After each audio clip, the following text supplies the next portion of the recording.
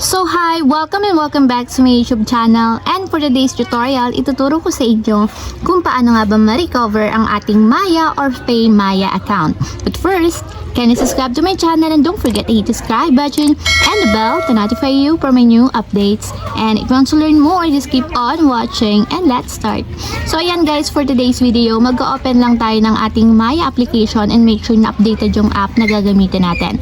So ayan, i-open ko na yung ating Maya application. So ayan guys, kung magla-login kayo ng inyong Maya and hindi nyo alam yung inyong password or nakalimutan nyo na yung inyong password, ang gagawin lang natin is itatap nyo yung forgot your password. So ganito lang guys kung paano nga ba mag-recover ng ating Maya account.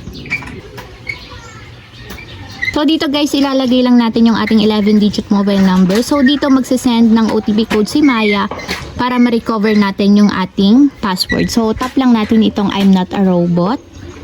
So may mga verification dito guys. So may mga puzzle. So tap lang natin dito yung may mga motorcycles. So tap lang natin yung verify. Then kapag okay na, tap natin yung continue. So ayan, sabi dito guys is nag-send daw sila ng instructions sa email natin na nakalink dito sa Maya. So i-check natin yung ating email. And ayan guys, para ma-reset yung ating password, ito yung pinakang email ni Maya. So para ma-reset yung password natin, itatap lang natin dito is yung reset password now. So ayan dito guys, pwede na tayong maglagay ng bago nating password dito sa new password. So depende sa inyo guys kung ano yung gusto nyong ilagay na password. So much better daw na 6 or more characters, no spaces, must be a blacklisted password. So ayan, maglalagay na ako ng password.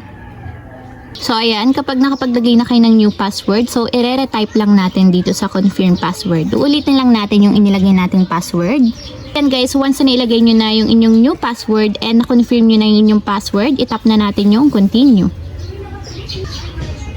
So ayan guys, kung makikita nyo, password change. So ibig sabihin, na-recover na natin yung ating password and pwede na kayong mag-login sa inyong PayMaya or Maya account gamit yung password na inilagay ninyo. So ayan lang guys, ganun lang kasimple kung paano nga ba mag-recover ng ating Maya account or PayMaya account. If you have a question, can you comment down below and don't forget to hit the subscribe button and the bell to notify you for my new updates. And thank you for watching!